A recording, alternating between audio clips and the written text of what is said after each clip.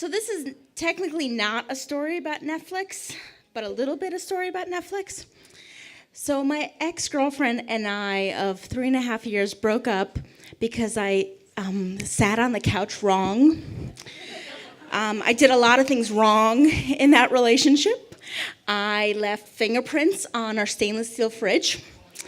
I snored. I folded the laundry wrong. And I told her the night of our breakup, I don't think you're going to be single for long. She took that to mean she's so beautiful and successful. Of course, she's not going to be on the market long. I meant that to mean you can't be alone. The next day, I visited the Holocaust Museum, something I'd planned to do for months before. But as a Jewish woman who had just broke up with a goyim, sobbing at the Holocaust Museum was just not the best choice I could have made that morning. Ultimately, though, the breakup was mutual, it was amicable. The only thing we had to really figure out was what to do with our beloved dog.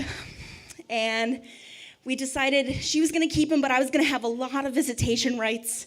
So I moved out, but I kept the key. So I moved out, kept the key, and I was going to visit the dog a lot. 4 months later, she casually mentioned to me that she had met someone at a happy hour, and that this woman had invited her to be on the board of trustees of this nonprofit that she started. I let her know that this was DC lesbian speak for I want to get in your pants. She said, no, we're just friends. This is a great opportunity for me. I said, whatever, yeah, great. A month later, I get an email letting me know that when I let myself into the house to pick up the dog, the nonprofit woman would be living there, because that's how lesbian relationships work, apparently. Not for me, but for her. A month after that, 6 months after our breakup, I let myself into our former house, and I noticed this big bouquet of flowers on the counter. I could not help myself. I read the card.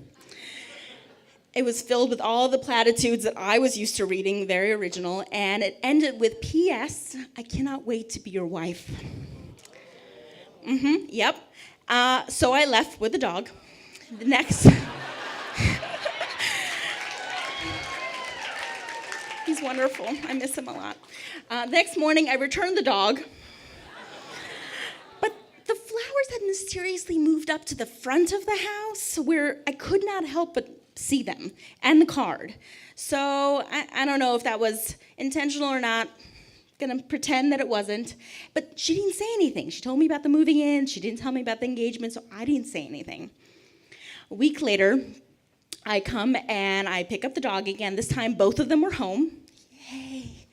And I noticed my ex was kind of standing like this. So I'm here.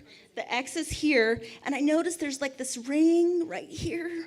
And it's very obviously an engagement ring, something she said she never wanted. She wanted a simple band with a little bit of diamonds. I don't want an engagement ring, just a simple band. No, an engagement ring. But they don't acknowledge it. They don't say anything. So I don't say anything. And again, I leave with the dog.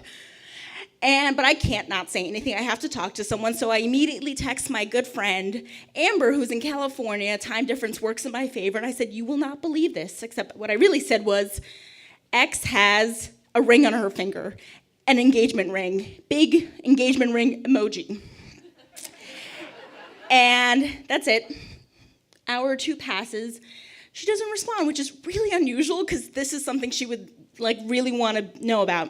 My roommate, however, was awesome. He's like, what happened? Yeah, no, that really happened. And I'm checking my phone. I still don't see a response. And I'm like, what the hell's going on? Maybe I missed it. So I looked at my phone. I'm like, where's my text message to Amber? I texted my ex. Yeah, good times. So I'm trying to be calm. I'm like, okay, it's fine. My roommate, to his credit, awesome straight man, is like, it's fine. You didn't say anything mean. I'm like, no, I didn't say anything mean. I said, X has an engagement ring on her finger, ring emoji. She's like, it could have been worse. I'm like, it totally could have been worse. So I calm myself down. Social media, love, texting. And so I calmed myself down to write this really eloquent text message to her. And what I said was, obviously not meant for you. Are congratulations in order? So she writes back and she says, yes! Exclamation point. Really? Really? That's what you were going to say to me? That's fine. So I take the whole night to think of an appropriate, dignified response. So I wake up the next morning and I type simply, congrats. No exclamation point. That's right. So this is 6 months after our breakup. 2 months later, I was asked if I could watch the dog for the weekend, which is fairly typical. I'm very happy to do it. I miss this guy, this old pup. And so I watched the dog, great weekend. It wasn't until after the weekend was over that they posted on Facebook that while I was watching the dog, they decided to elope. Yeah, that was nice. That was nice for me to find out via the Facebook. So a year after that, I am now in Philadelphia, and I noticed on social media there's this beautiful post about how she met the love of her life and she didn't expect this thing to happen and it's the best thing that happened to her. And I'm like, okay, great, yeah, good for you. And I noticed, though, I can't get into my Netflix. And I remember that she still had my password. And I realized someone's been watching literally 5 hours of Lie to Me all day. And so a couple days later, I changed my password.